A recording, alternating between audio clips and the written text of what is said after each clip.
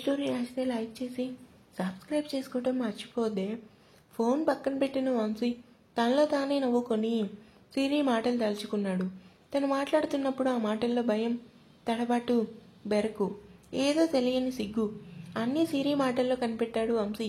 దగ్గరవ్వాలని చూస్తున్నావా, లేదంటే నా మనసుని చదవాలని ప్రయత్నిస్తున్నావా అనుకొని తన పనిలో పడ్డాడు. కాల్ కట్ చేసిన సిరి బయటకు వచ్చింది. అమ్మ సిరి, ఏంటత్తమ్మా, వాడు వచ్చేసరికి ఆలస్యం అవుతుంది, నువ్వు టిఫిన్ చెయ్యి, ఆర్తిగా ఉంది.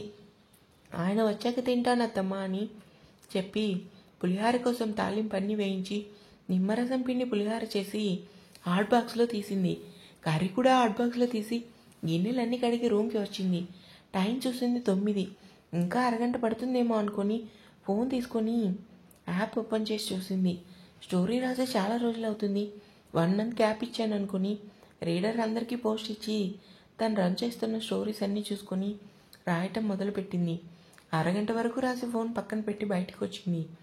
ఎక్కువ ఫోన్తో ఉండినా కాంతమ్మ తనని ఏమనుకుంటుందో ఏమో అని భయం వేసి ఇంతలో పొలం నుంచి వంశీ రావటం బయటకు వచ్చింది సిరి.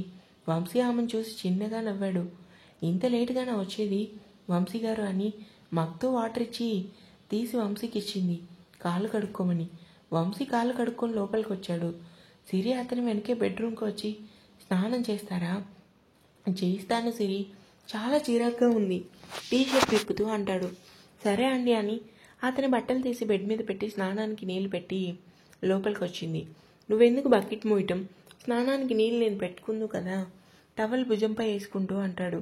బకెట్ పెద్ద బరువేం లేదు వంశీ గారు, ముందు స్నానం చేయండి అంటుంది. అమ్మని షాంపు అడుగు సిరి, తలంతా చెమట పట్టేసింది. సరే అండి అని కంతమ్మని షాంపు అడిగి వంశీకి ఇచ్చింది.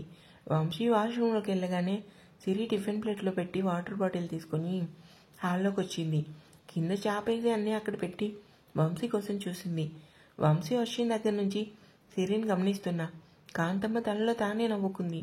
నువ్వు వంశీని బాగా చూసుకుంటావన్న నమ్మకం నాకుంది తల్లి అనుకొని, అమ్మ సిరి, ఏంటత్తమ్మా, నేను లక్ష్మి వాళ్ళ ఇంటికి వెళ్ళి బజార్కి వెళ్తాను, ఇంట్లో అసలు ఏమీ లేవు సరేనా, మీరెందుకత్తమ్మా వెళ్ళటం, వంశీ గారు ఉన్నారు కదా, ఆయన సాయంత్రం తీసుకొని వస్తారు, మీరు కూర్చోండి అత్తమ్మా.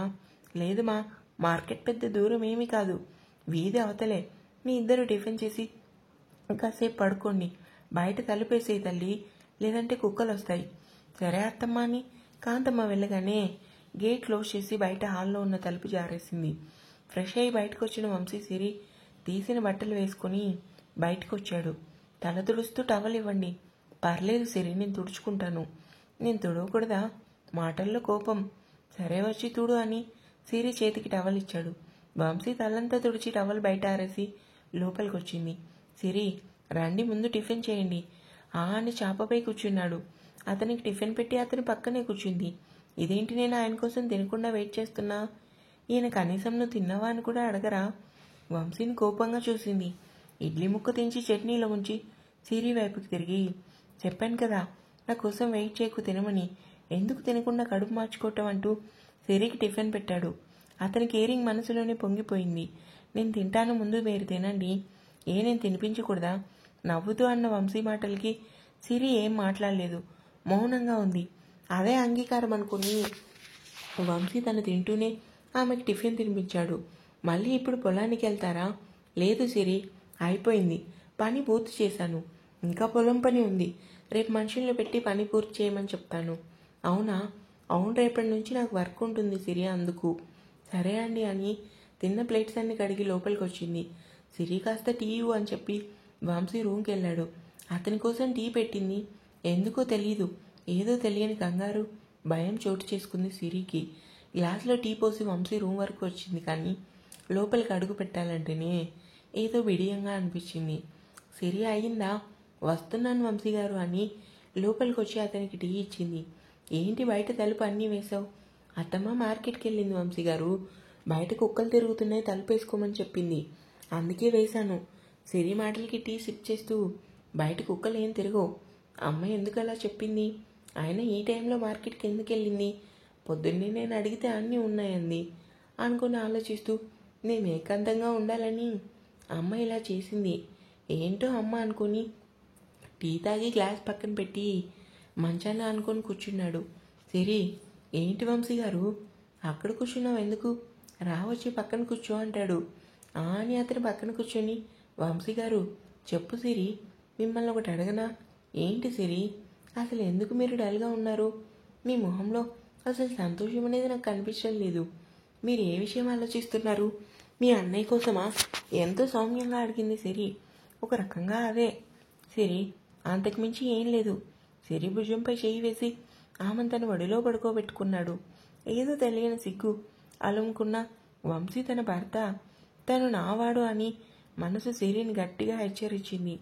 నవ్వుతూ అతని చేతిని పట్టుకుని, మీరు తప్పుగా అనుకోనంటే ఇంకోటి అడగొచ్చా? ఏంటి సిరి, మీ అన్నయ్య మీరు అసలు ఎందుకు అన్నదమ్ముల్లా కలిసి ఉండటం లేదు? సొంత తమ్ముడు పెళ్ళంటే ఏ అన్నయ్య అయినా అన్ని బాధ్యతగా దగ్గరుండి అన్నీ చూసుకుంటారు, కానీ మీ అన్నయ్య మాత్రం అలా లేరు. ఎందుకని? కారణం శరణ్య. ఏంటి వంశీ గారు, శరణ్య నా ముందు భార్య అని నీకు తెలుసు కదా సిరి? తెలుసండి అని ఇప్పుడు తన కోసం ఎందుకు చెప్తున్నారు అనుకుంది. తను ఎవరో కాదు, నాకు మరదలు. అంతేకాదు, తనని నేను ప్రేమించలేదు. తనే నా వెంటపడి నువ్వంటే నాకు ఇష్టం బావా, నువ్వు లేకపోతే నేను చచ్చిపోతాను అని మాటలు చెప్పి నన్ను మాయ చేసింది. అదే ప్రేమ అనుకుని నేను మోసపోయాను. శరణ్య పద్ధతి తీరు మా అన్నయ్యకి నచ్చేది కాదు. ఒకరోజు శరణ్యకి అన్నయ్యకి చాలా పెద్ద గొడవ అయింది. ఎంతవరకు అంటే చివరికి అది పోలీస్ స్టేషన్ వరకు వెళ్ళింది. అప్పటి నుంచి నేను మా అన్నయ్య కంటే ఇష్టం ఉండదు. ఆ రోజు నుంచి నాతో మాటలు తగ్గాయి. అయినా నేను బాధపడలేదు.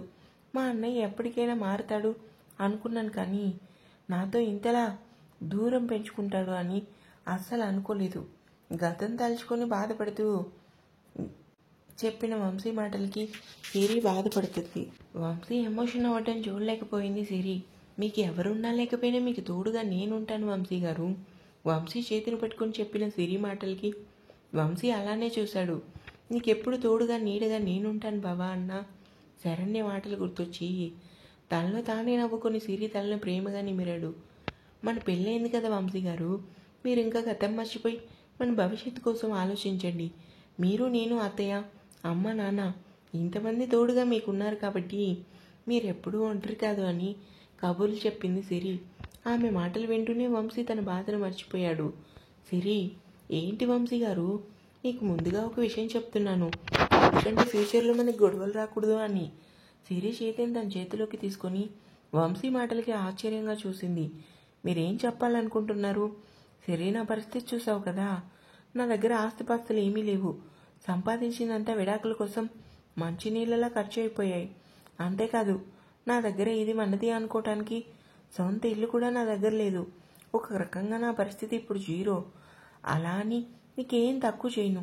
నిన్ను బంగారంలా చూసుకుంటాను. అంతేకాదు, నీకేం కావాలన్నా కొని పెడతాను.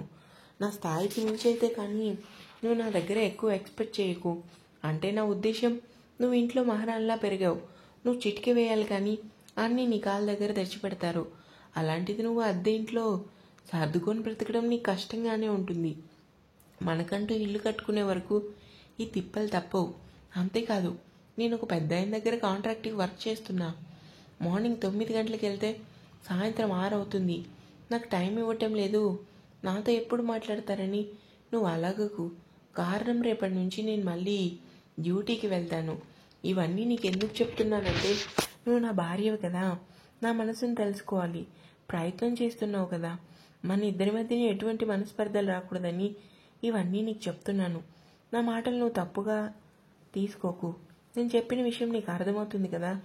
ఎంతో ఆర్తిగా సిరి చెంపనిమురుతూ చెప్పాడు. అంతా విన్న సిరికి విషయం అర్థమైంది. మన మధ్యన ఎటువంటి మనస్పర్ధలు రావు వంశీ గారు అంటుంది సిరి. ఇంకా ఉంది.